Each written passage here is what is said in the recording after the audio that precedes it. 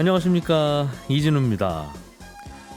QR 코드라는 게 있죠. 우리 코로나 때 그 방역 패스 받으면 식당 들어갈 때 띠릭 하고 찍었던 거기에 그려져 있던 게 QR 코드인데, 스마트폰 카메라를 이용해서 웹사이트 정보를 연결해주는 기능을 했습니다.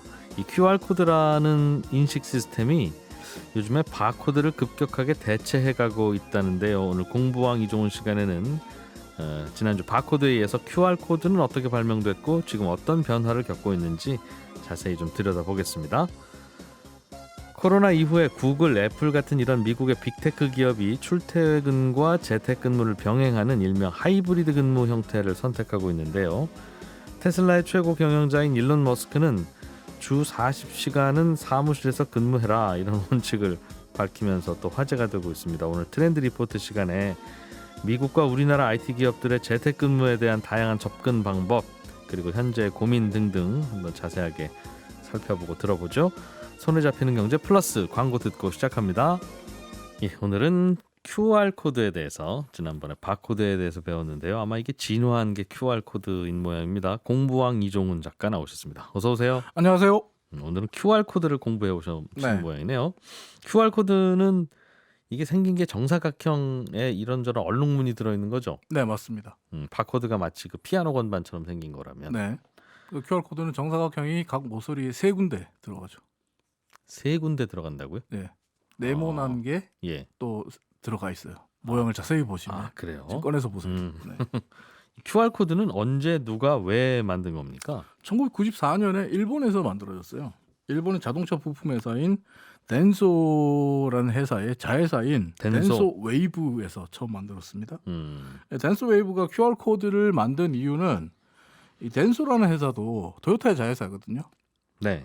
근데 토요타가 이 저스트 인 타임 정책, 경영학 서적에 많이 나오는 획기적인 생산성 제고 방식, 토요타 웨이라는 게 미국에서 한때 경영학계에서 굉장히 유행할 정도로 예. 필요한 것을 필요한 때에 필요한 만큼만 딱딱 맞춰서 생산해서 부품 재고를 많이 만들지 마. 부품 재고뿐만 아니라 물류 관리, 여기에 탁월하다. 이 탁월함이 생산성으로 이어진다. 이러면서 굉장히 주목을 많이 했었는데, 창고를 없애라. 네. 그런 얘기죠. 창고는 필요 없고. 네, 맞습니다. 자동차 한 대에 들어가는 부품 수가 2만여 개가 넘잖아요. 뭐 수만 개 들어가잖아요. 그러니까 토요타 역시 물류 관리를 위해서 처음에는 지난 시간에 말씀드렸던 바코드를 적극적으로 활용을 했습니다. 바코드, 지난주에도 말씀드렸지만 유통혁명과 물류혁명을 이끈 정말 세상을 바꾼 발명품 중에 하나였는데, 나갈 때 바코드 띡 찍고 나가면 네. 그 부품 나갔습니다. 이제 99개 됐습니다. 이거 안 적어도 된다는 거죠. 그렇죠. 게다가 이제 사실은 토요타 정도 되는 회사면 부품 상자가 어마어마하게 쌓이잖아요. 볼트, 너트 상자만 해도 어마어마하게 있을 거 아니에요. 그렇겠죠. 예. 근데 그 상자마다 다 바코드를 이제 붙여놓죠. 붙여놓는데 이게 토요타가 볼 때 자신들의 경영 철학인 저스트 인 타임을 100% 만족시켜주질 못해요. 뭐가 부족한 거예요? 바코드로 하면? 바코드가 확실히 이제 물류나 제품 관리에 들어가는 시간을 줄여줬는데, 바코드를 인식시키려면 예. 스캐너를 가로 방향으로 딱 맞춰서 찍어야 되잖아요. 그거는 맞춰서 찍어야죠, 당연히. 맞춰서 찍어야 돼요. 예, 그래야 예. 인식이 되잖아요. 예. 근데 토요타와 덴소는 이게 불만이었어요. 공장에서 막 정신없이 돌아가야 되는데 이거 바코드 이거를 줄 맞추고 있냐? 줄 맞춰가지고 딱딱딱 찍어가는 게 이게 얼마나 비효율적이냐. 이거 그냥 띡 갖다 대면 딱 인식되는 거 없을까? 자동 인식처럼. 네, 이런 생각을 한 거예요. 그러니까 이 시간이 너무 아깝다. 이거 예. 줄이자라는 생각을 했었고. 스캐너가 잘 못 읽는다, 정교하게. 네, 그렇죠. 예. 그러니까 리더기만 딱 갖다 대면 정보가 딱딱딱 입력되는 그런 새로운 정보 인식 방법이 필요하다라고 토요타 측에서 생각했고, 덴소도 같은 생각을 했어요. 그리고 또 바코드의 단점이 뭐였냐면, 바코드는 알파벳 20자 정도만 저장이 가능해요. 정보 저장 능력이 좀 떨어집니다. 근데 일본 같은 경우에 한자도 쓰고 가타카나도 쓰잖아요. 그러니까 정보 처리 용량이 너무 부족하다는 20글자 안에는 그 부품이 뭔지 잘 설명 안 될 수도 있다. 그렇죠. 획수가 이제 한자나 가타카나는 많으니까, 그래서 이거 안 되겠다. 50mm 너트 괄호 열고 기아 자동차 이거 쓰려면 벌써 한 10글자 되니까. 그렇죠. 그러다 보니까 이제 좀 정보가 많이 들어가는 기술도 좀 필요할 것 같다. 예. 라고 하면서 덴소 웨이브의 개발자였던 하라 마사히로에게, 야, 이거 좀 개발해봐. 우리 이런 니즈가 필요해. 개발해줘. 라고 얘기를 합니다. 그래서 하라 마사히로에게 개발하라고 얘기를 했는데 뭐 크게 지원은 안 해줍니다. 팀원 2명 붙여줬다 그러더라고요. 그래서 3명이서 끙끙거리면서 만들어낸 게 바코드 QR 대체품. QR 코드는 이 처음에 도요타와 덴소가 이 하라 마사히로 팀에게 요구했던 게 띡 갖다 대면 인식되는 빠른 처리 능력을 원한다라고 예. 얘기했기 때문에 속도가 생명이었거든요. 음. 그러다 보니까 QR 코드는 원래 그 이름 자체가 퀵 리스판스, 빠른 반응. 이걸 그거의 줄여서 약자예요? QR이라고 한 거예요. 근데 어. 덴소 웨이브가 특허를 등록할 때 QR 코드라고 등록했기 때문에 QR 코드라는 이름으로 불리고 있는 겁니다. 그렇군요. 이게 정사각형 모양으로 얼룩이 덜룩이를 만들어 놓으면 그게 빨리 읽히나 봐요. 얼룩이 덜룩이도 중요하고요. 아까 말씀드린 대로 그 정사각형의 세 면에 네. 보시면 또 사각형의 안에 검정색 사각형이 또 들어가 있어요. 네. 요 세 개가 들어가거든요. 요 세 개가 뭐냐 하면 사실 요게 QR 코드의 핵심이라고 볼 수 있는데 음. 요 세 개가 다른 그 글자라든지 예. 다른 것들과 인식을 구분해 주는 요게 구분선이 돼 가지고 리더기를 갖다 대면 아 요게 QR 코드구나 하고 인식을 해주는 새 거예요. 모서리에 정사각형을 하나씩 그려 놓으면 네. 요게 모서리라는 걸 인식하고 네. 동서남북이 좀 바뀌더라도 그래서 좀 알아서. 삐뚤게 갖다 대도 삑 그다음 뒤집어서 인식해도 삑 이렇게 다 이게 바로 이제 토요타 공장에서 원했던 거거든요. 예. 그런 거다. 그리고 정사각형으로 얼룩덜룩하게 하면 정보 양도 더 글자 더 수를 많죠. 많이 네. 잘했네요. 그러면. 잘 만들었죠. 네. 근데 이거를 토요타에서 즉각적으로 쓰질 않습니다. 그건 왜? 94년에 개발했는데 네. 토요타에서 이 전사적으로 어떻게 보면 토요타 공장에서 이 QR 코드를 제대로 쓰기 시작한 게 99년이에요. 한 5년 걸렸어요. 신중했어요? 아니면 뭐 그냥 일단은 기본적으로 바코드 시스템을 다 바꿔야 되고 쓰던 거 바꿔야 되니까. 쓰던 걸 다 바꿔야 되니까 쉽지 않았고 그다음에 토요타가 이제 그 덴소 웨이브에게 리더기를 개발해서 그다음에 QR 코드 보급을 확대하자라고 했지만 덴소 웨이브 측에서 보면 이게 그 덴소에 납품하기 더 급급한 거예요. 네, 네. 이걸 전 세계에 있는 토요타 서플라이 체인 공급망에 다 깔기에는 시간이 너무 오래 걸리는 거죠. 그 읽어내는 그 리더기. 네. 그럼 일본의 이 도요타 자회사가 개발한 이 QR 코드는 우리가 또는 다른 나라에서 갖다 쓰려면 그 회사의 이 특허 사용료 로열티 줘야 됩니까? 아니요, 그럴 필요는 없습니다. 특허를 낸 게 아닌가 봐요. 특허를 냈어요. 특허를 QR 코드에 대한 특허도 냈고, 예. 그다음에 QR 코드 리더기 인식 방법에 대해서도 특허를 냈어요. 네. 근데 덴소 웨이브가 사실 이 QR 코드를 만든 이유는 더 많은 도요타 공장에서 이걸 쓰게 하기 위해서잖아요. 예. 그래서 그냥 처음부터 공짜로 풀었어요. 오픈 소스. 공짜로 풀고 그냥 갖다 써라. 네. 그러니까 초창기에는 QR 코드 인식기와 인식 방법에 대한 특허 사용료는 좀 받았다 그래요. 예. 근데 초창기에 앞서 말씀드린 대로 인식기 대부분을 덴소 웨이브가 만들었고 남들이 안 쓰는 이 QR 코드를 아무리 그렇죠. 스마트한 거라도 의미 없으니까. 쓰는 사람이 없으니까 로열티 수입도 없었던 거예요. 네, 그냥 공짜나 다름없이 썼어요. 야, 그거 공짜 아니라 뭘 좀 받으려고 그랬으면 이번에 우리 코로나 때 가게 들어갈 때마다 그거 하나씩 했었는데 돈 많이 나갈 뻔했네요. 0.1원만 받아도. 이렇게 광범위하게 사용될 줄은 전혀 몰랐겠죠. 몰랐죠. 그렇죠? 전혀 몰랐죠. 원래 의도 자체가 토요타나 덴소 웨이브 자체가 공장에서 바코드를 대신해서 빨리빨리 찍어낼 수 있는 정보인식 코드가 필요하다라고 해서 QR 코드를 만들었고 그러다 보니까 일본 사회 내에서도 일본 뭐 소위 기업들 내에서도 QR 코드는 공장 물류 시스템을 처리하는 코드. 그러니까 상점에 쓰는 코드도 아닌 거예요. 아니고 공장에서만 대규모 공장에서만 쓰는 코드라고 생각을 했어요. 그러다 보니까 뭐 보급하는데 그렇게 신경도 많이 안 썼습니다. 그리고 토요타는 자신들의 저스트 인 타임 정책의 새로운 그냥 그 무기 수단 이 정도로 생각했기 때문에 개발자들 그리고 개발 주체들이 별로 적극적으로 이걸 뭐 돈 벌 생각을 하질 않았어요. 일본은 가끔 그런 거 있는 것 같아요. 잘 만들어 놓고 돈을 못 벌어. 그런 게 있어요. 근데 이제 QR 코드가 두 번의 전환기를 맞으면서 폭발적으로 확산되니까 토요타나 덴소 웨이브가 땅을 치고 후회를 하죠. 첫 번째가 2011년이고요. 두 번째는 코로나 팬데믹이 절정에 달했던 작년, 재작년 2020년, 2021년입니다. QR 코드가 전 세계적으로 많이 썼다. 작년, 재작년이야 이해가 되는데 2011년에는 왜 썼어요? 많이? 2011년은 중국의 알리페이가 QR 코드를 활용한 모바일 결제 시스템을 내놓은 해입니다. 그저 QR 코드를 이용한 중국에서는 네. 그 중국의 노점상에서도 노점상도 쓴다는 QR 코드가 그거. 있어요. 그러니까 QR 코드를 이용한 알리페이 시스템이 등장하자마자 폭발적인 인기를 끌립니다. 왜냐하면 노점상도 쓸 수 있고 예. 수수료가 카드 가맹점보다 훨씬 더 싼 거예요. 신용카드보다 수수료도 싸고 설치하기도 쉽고 이용하기도 좋고. 그러니까 가게들이 너도 나도 알리페이 설치했고 이후에 텐센트가 또 위챗페이를 내놓으면서 양사가 이제 경쟁이 붙으면서 리더기를 거의 공짜로 풀다시피 하면서 다 보급시켰거든요. 중국의 오프라인의 100%가 그렇다면서요? 지금 이 QR 코드를 쓴단 말이에요. 근데 이 댄서 웨이브가 처음에 QR 코드를 개발할 때 이런 의도가 아니었거든요.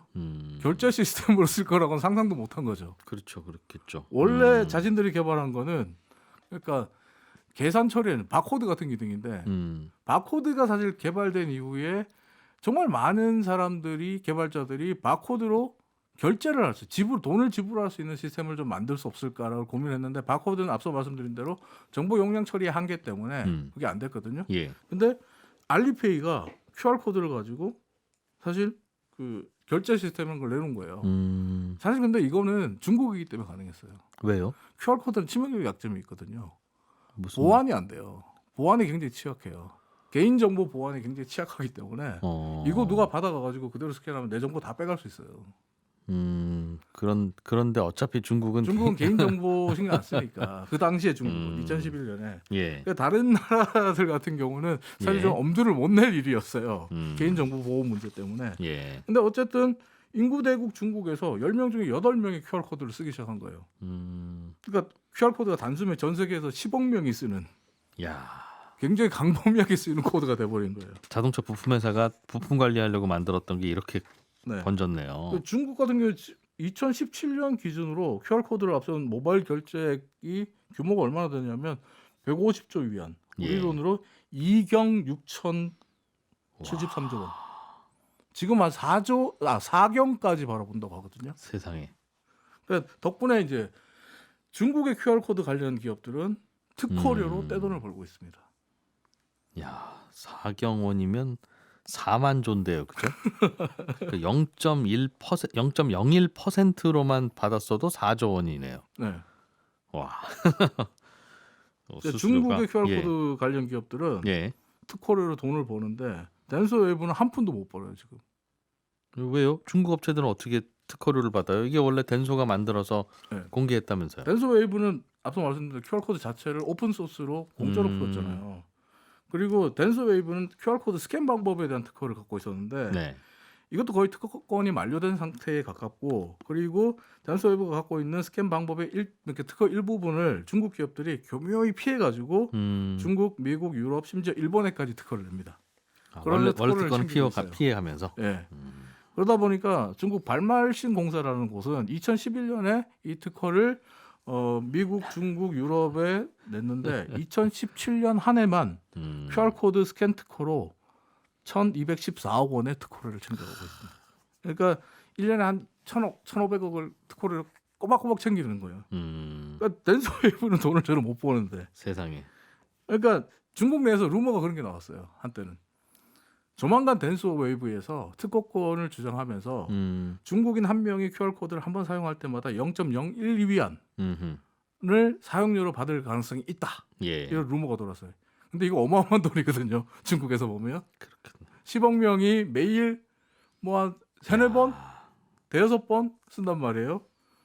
이게 부품 관리하려고 근데 물론 만들었던 루머입니다만. 거가 네. 결제 쓰면서 이게 이렇게 시장이 커진 네. 거죠. 그러니까 원래 용도와 달라지면서 굉장히 커져 버렸고. QR코드 결제한다는 게 그런 거죠. 이게 예를 들면 길거리에서 제가 호떡을 2개 사 먹고 결제를 하려고 하면 제로페이로 요즘 호떡 길거리 그러니까 사업자 번호 사죠. 104-37-77- 이 업체가 네. 판 2,000원짜리 호떡 2개를 네가 지금 사 먹었다. 너 동의하니? 라고 하는 거가 이제 떠야 되는데 네. 그걸 QR 코드를 그냥 딱 해보면 네. 그게 1초 만에 온다는 거죠, 그게. 그리고 또 바로 그 정보에 의해서 내 계좌에서 돈이 그쪽으로 송금이 돼요. 그렇게. 네. 그거 아니면 다 일일이 그 호떡집 사장님이 일일이 쳐야 되는 건데. 현금으로 받죠. 그렇지 않으니까 현금으로 받는 거고요. 카드 그렇죠? 리더기가 잘 없으실 테니까. 큰일을 하고 있네요, QR 코드가. 네. 예. 근데 이제 일본 같은 경우에 정말 후회가 지금 쏟아지고 있거든요. 그 이유 중에 하나가 정작 일본에서 이제 지금은 또 QR 코드 결제 시장이 뜨고 있거든요. 일본에서도 네. 이게 이제 결제 수단으로. 네. 음, 일본 같은 경우에 처음에 상상도 못했던 일인데 이제 지금 QR 코드 결제 시장이 4조 2천억 엔, 우리 돈으로 한 45조 원 규모가 됐어요. 2020년에. 예. 근데 이게 2019년 대비 4배 증가한 수치입니다. 갑자기 굉장히 폭발적인 증가세를 보이고 있는데 예. 더 크게 증가할 거라고 보는 이유가 이 코로나 때문이에요. 왜요? 이 일본 왜? 정부 같은 경우에 일본은 사실 신용카드 시장도 잘 안 되는 곳이에요. 현금 들고 다니거든요. 주로. 네, 네. 사람들이 가게들도 현금을 선호하고 그러다 보니까 일본 정부에서 코로나19 유행 시기에 팬데믹 시기에 현금은 굉장히 비위생적입니다.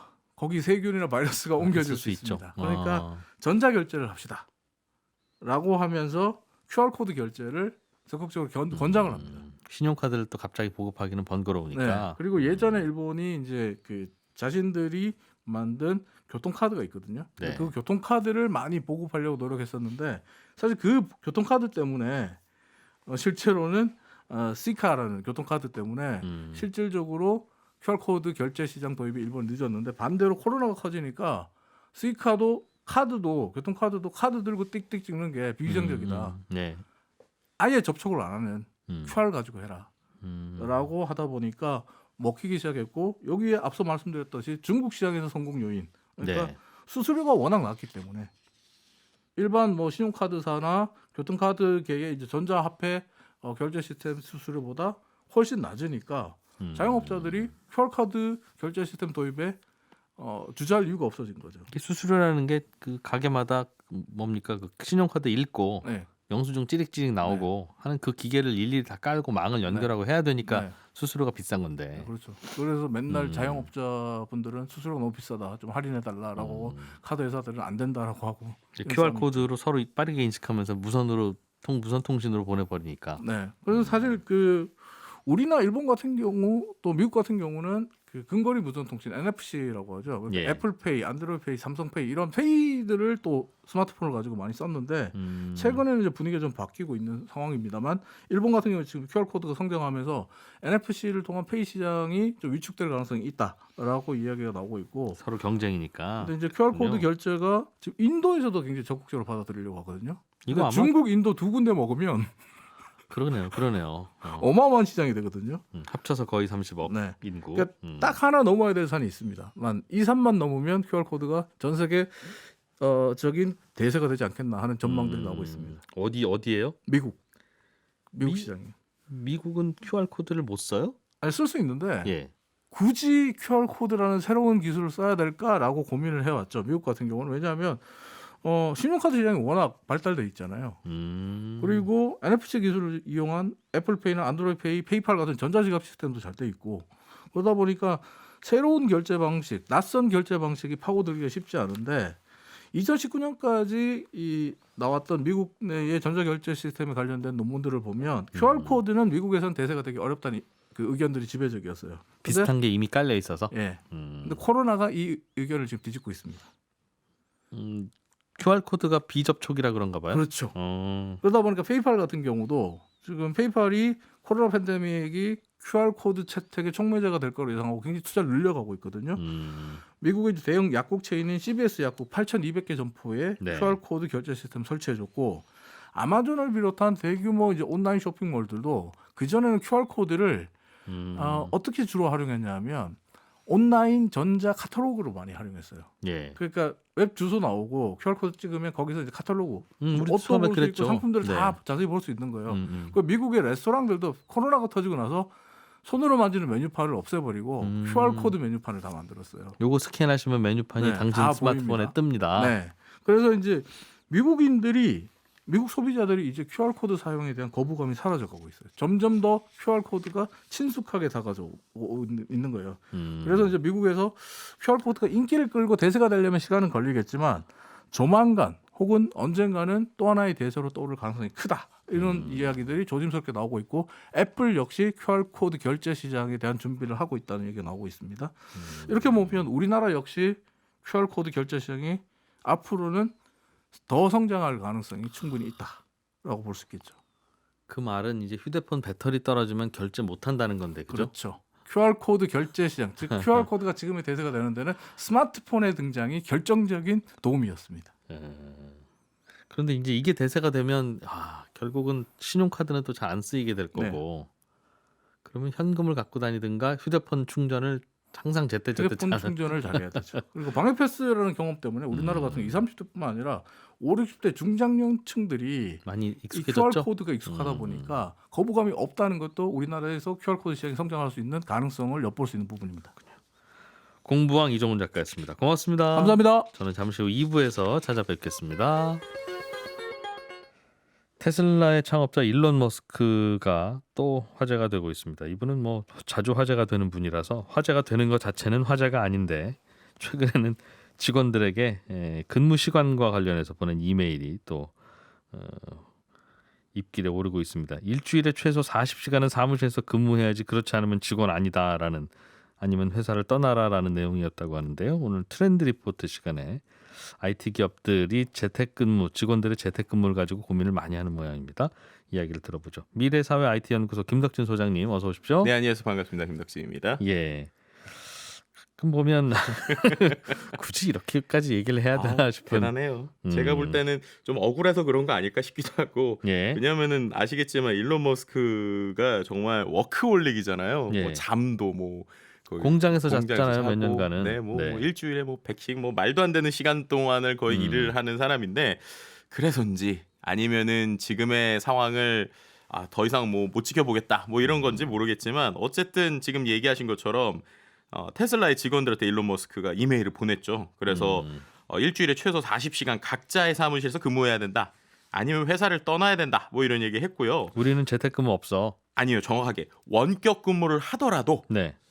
누구나 주당 최소 40시간은 사무실에서 근무해야 된다. 그러니까는 재택근무 하더라도 40시간 플러스로 소장님, 재택근무해라 이거죠. 일주일에 40시간이면 하루 네. 8시간으로 주 5일입니다. 그렇죠. 재택근무 좋아해도 돼.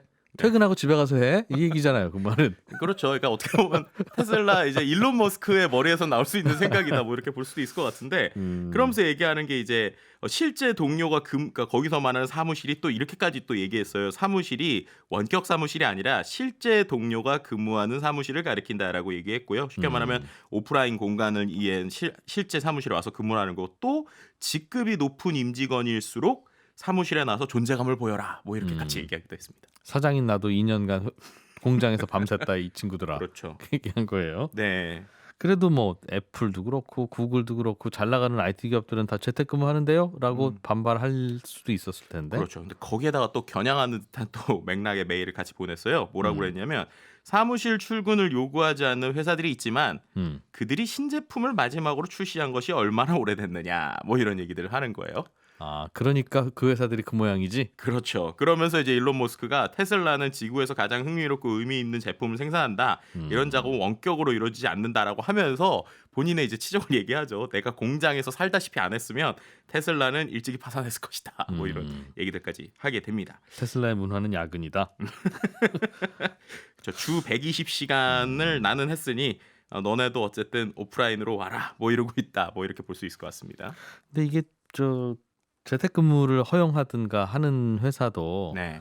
사무실로 부르고 싶은 마음이야 굴뚝일 수도 있는데 그렇죠. 사장 입장에서는 그러면 이제 똑똑한 직원들이 자꾸 떠나려고 하니까 어쩔 수 없이 하는 거일 수도 있잖아요. 그러니까요. 그래서인지 지금 전 세계적으로 보면 어쨌든 야금야금 사무실에 대한 투자를 좀 늘리고 있어요. 그래서 예를 들면 구글도 올해 이제 여러 가지 뭐 클라우드나 뭐 여러 가지 투자하겠다고 얘기하면서 사무실에 대한 투자를 확대하겠다라고 하는 발언들을 하고 있습니다. 결국 물리적인 장소에서의 다시 대면 근무를 이제 회귀하겠다는 강력한 의지를 보이고 있는 것이고요. 예. 그리고 실제로 이제 미국에서는 4월경부터 조금씩 재택근무가 그래도 일주일에 뭐 한두 번이라도 사무실 와라 뭐 이런 식의 움직임들이 있습니다. 뭐 예를 들면 구글도 직원들이 일주일에 사흘은 회사에서 근무했으면 좋겠다 이런 식의 이제 권유를 좀 했고요. 마이크로소프트가 2월 말부터 본사에 있는 워싱턴주 또 실리콘밸리 사무실을 다시 열기도 했고 트위터도 원래는 직원들이 원하면 영구히 재택근무제를 도입하겠다 뭐 이렇게 얘기했었는데 그 방침을 폐지하기도 했고요. 뭐 이런 식의 좀 방식들이 있는 것 같습니다. 뭐 특히나 이제 뭐 일론 머스크뿐만 아니라 뭐 우리가 알고 있는 넷플릭스 창업자인 리드 에이팅스 같은 경우는 IT 쪽에서도 공개적으로 좀 재택근무 반대론을 펼친 적이 있는데요. 그러니까 재택근무에는 장점이 없다. 새로운 발상을 떠올리려면 구성원들끼리 앉아서 토론해야 되는데 재택근무 서로 모이기 어렵다. 뭐 이런 얘기들을 지금 하고 있다. 뭐 이렇게 볼 수 있을 것 같습니다. 김덕준 소장님은 개인적으로는 어떤 쪽이세요? 저는 좀 아이러니하게 저희 회사 제가 이제 그 전에 있었던 연구소를 만들 때 예. 코로나 전까지 저희는 100% 재택으로 5년을 일을 했어요. 원래 네. 근데 코로나 때 거꾸로 저희는 오프라인으로 바뀌었었습니다. 그게 왜 그랬냐면 예. 확실히 회사의 상황이나 사이즈나 목표나 구성에 따라 다르다라고 생각했던 게 그 전에 5년은 어떤 식이었냐면 실력 있는 소수의 인원이 전략 컨설팅 페이퍼워크를 하는 회사였어요. 어차피 나와봐야 별 없으니 그렇죠. 집에서도 그러니까 할수 이제 있다? 저희의 목표는 다 그때가 또 저희가 또 아기를 이제 갖기 시작한 뭐 이때여가지고 젊은 직원들이다. 네, 그러니까 우리가 이제 능력 있게 밤에라도 일을 하고 그 다음에 뭐 일주일에 한 번씩만 만나서 이제 문서 잘 쓰고 있는지 확인하자 이거였거든요. 네. 근데 이제 코로나 때 왜 그랬냐면 코로나 때 이제 회사가 좀 커지면서 서비스를 만들자. 그래서 IT 서비스를 만들기 시작을 했던 거예요. 예. 근데 그랬더니 개발자분들은 어쨌든 특히나 이제 개발을 총괄하시는 담당분께서 자기가 총괄을 하면서 꼭 부탁하고 싶은 게 있는데 우리 회사에 주니어 직원이 많으니까 꼭 일주일에 5일 출근을 시켰으면 좋겠다. 그래야 내가 매일매일 좀 직접 이제 봐주고 이른바 이제 스크럼이라고 하는 문화가 있는데 매일매일 코드도 점검하고 이래야 되니까 출근을 해야 된다라고 얘기를 하시는 거예요. 그랬더니 이제 저희만 또 그렇다고 재택할 수가 없잖아요. 그래서, 그러니까 모든 사람들이 이제 울며 겨자 먹기로 계속적으로 이제 사무실에서 근무를 하다가 최근에 저는 이제 다시 회사를 차렸습니다. 본인의 경험은 그런데 네. 주변도 보고 하니까 네. 재택근무라고 하는 게 확산되는 게 좋은 것 같으세요? 아니면 아유 그래도 일은 사무실에서 해야지 쪽이에요? 그러니까 결국에는 사람들이 적응의 동물이라고 하잖아요. 예. 적응한 사람들이 다시 돌아가기가 참 쉽지 않은 것 같아요. 그러니까 이게 무슨 얘기냐? 실제로 앞서서 제가 말씀드린 대로 글로벌 회사들이 그런 식으로 조금씩 이제 다시 사무실로 돌아오라 그러고 있었잖아요. 네. 가장 공격적인 게 애플이었거든요. 애플이 지난 4월 11일 이후에 직원들한테 주 2회 근무를 꼭 명령하고 이제 5월 23일부터는 주 3일 이상 무조건 사무실에 와라 이렇게 예. 했어요. 예. 그랬더니 퇴사가 이어졌습니다. 안 돼. 네. 싫어. 특히나 어떤 사람들이 퇴사를 했느냐? 음. 실력 있는 사람들이 퇴사를 해요. 예를 들면 미국에서 굿펠로우라는 분이 이안 굿펠로우라는 분이 아주 유명한데 그분이 뭘로 유명하냐면 인공지능 전문가로 구글에서 원래 일을 했었거든요. 근데 3년 전에 애플에 입사를 해서 머신러닝 개발 디렉터로 활동을 했어요. 근데 최근에 다시 애플을 그만두고 구글로 갔습니다. 왜요? 구글 딥마인드에서는 재택근무를 할 수 있기 때문에. 네. 그러니까 이게 이제 되게 중요한 건데요. 우리가 근무의 어떤 타입에 따라서 어떤 근무는 당연히 오프라인에서 해야 되는 일들이 있죠. 근데 이제 IT 근무 같은 경우, 특히나 이제 개발 근무 같은 경우는 좀 예전하고 달라진 게 제가 앞서서 설명드린 사례는 주니어들, 그러니까 이제 배우는 친구들 같은 경우에는 당연히 많은 배움이 필요하니까 네. 그 자리에서 배울 수 있는데 이 정도 실력 있는 사람들은 요즘에는 한 5년 전하고 가장 큰 차이가 한 사람이 할 수 있는 개발의 영역이 되게 커졌어요. 그게 왜냐하면 예전엔 코딩이라고 하면 우리가 하루 종일 뭐 프로그래밍 코드 계속 쳐야 되니까 물리적으로 어쨌든 코드를 쳐야 되면 네. 한 사람이 할 수 있는 시간의 영역에 제한이 있잖아요. 네. 근데 최근에 인공지능 기술이 발전하면서 수많은 일을 도와주는 도구들이 많이 생겼습니다. 혼자도 굉장히 많은 일을 할 수 있게. 그렇죠. 그렇게 되니까 똑똑한 한 사람이 다양한 도구들을 활용하게 되면 예전에는 최소 4-5명이 했어야 되는 일을 혼자서도 충분히 가능해지는 시대가 됐어요. 그렇게 되니까 똑똑한 사람 한 사람의 몫이 최대 뭐 10명 이상의 몫을 하는 거의 피라미드의 정점에 있는 사람 같은 경우들이죠. 그럼 그런 사람들을 예를 들어서 처음에 사무실에서 일을 시켰을 때 사무실 일만 할 때는 그들이 이것밖에 없나 보다 했었잖아요. 근데 2년 동안 집에서 해봤잖아요. 너무 좋은 거예요? 근데 일이 되는 거예요. 왜냐하면 그런 수많은 오히려 도구들이 더 그새 좋아졌고 그리고 또 재미있는 게 미국에서 뭐 전 세계적인 글로벌 IT 기업들의 특징인데 어쨌든 2년 동안 코로나 기간에 일을 잘 시켜야 되잖아요. 근데 사무실이 없잖아요. 그러니까 사무실에 들어갈 비용을 재택 지원금으로 많이 줬습니다. 의자도 사주고 책상도 그렇죠. 사주고 심지어 이제 인터넷도 기가 인터넷인데 깔아주고. 미국에서 뭐 심지어 뭐 2라인을 깔아주기도 하는 등. 그러니까 음. 결국 집이 더 환경이 좋은 거예요. 작업을 할 때. 그리고 이제 뭐 우리가 보통 워라벨이라고 표현하지만 요즘에 이제 워라인 그래서 이제 워크와 라이프가 아예 합쳐져 있다. 뭐 인테그리티 됐다 이런 표현을 하는데 이런 이제 전문적인 능력 있는 사람들은 그런 걸 잘 쓰는 거죠. 그러니까 어차피 나는 프로그래밍만 하면 되니까 애기도 이제 보내주고 그다음에 내가 일도 하고 막 이렇게 되니까 자연스럽게 그다음에 미국에서 어떤 일이 생겼냐면 집이 자꾸 사무실에서 멀어져요. 예, 굳이 이제 사무실 비싼데 근처에 있을 필요가 없잖아요. 어차피 내가 아름다운 호숫가로 집을 이전했군요 벌써. 그렇죠. 집까지 이전한 거예요. 근데 이분은 출근하라고 그러면 그 회사 네. 못 다니지. 그렇죠. 그럼 그런 상황이 되니까 근데 생각해 보니까 제가 뭐 여기 가나 저기 가나 뭐 예를 들면 뭐 연봉 한 5억 뭐 똑같다 이렇게 되니까 굳이 이제 더 이상 연봉 뭐 몇 천만 원 더 주고 이게 나에게 의미 있는 게 아니라 이제 나는 그냥 내가 일할 수 있는 환경으로 가겠다라고 하는 게 이른바 가장 이 피라미드의 끝에 정점에 있는 엘리트라고 할 수 있는 혹은 머리가 되게 좋거나 그 어떤 기술의 핵심이 되는 사람들이 그런 식의 움직임을 가지고 있다라고 하는 게 제일 중요한 것 같아요. 그분들이야 그런 선택할 수 있는데 제가 이제 김 소장님 개인은 어떻게 생각하십니까?라고 자꾸 여쭤본 이유가 네. 그분들이야 재택근무 하고 싶겠죠. 네, 그렇죠. 저도 재택 방송 하고 싶어요. 아니, 사람은 100이면 100 다 그럴 거라고요. 네, 그러니까 그렇죠. 사람의 욕망을 여쭤보는 게 아니라 사람은 당연히 선택하라면 그렇게 하고 싶을 텐데 네. 그래도 그렇게 하는 게 오히려 더 좋다. 좋은 기분에서 일해야지 일도 되지 인 건지. 야 그게 마음이 그렇지.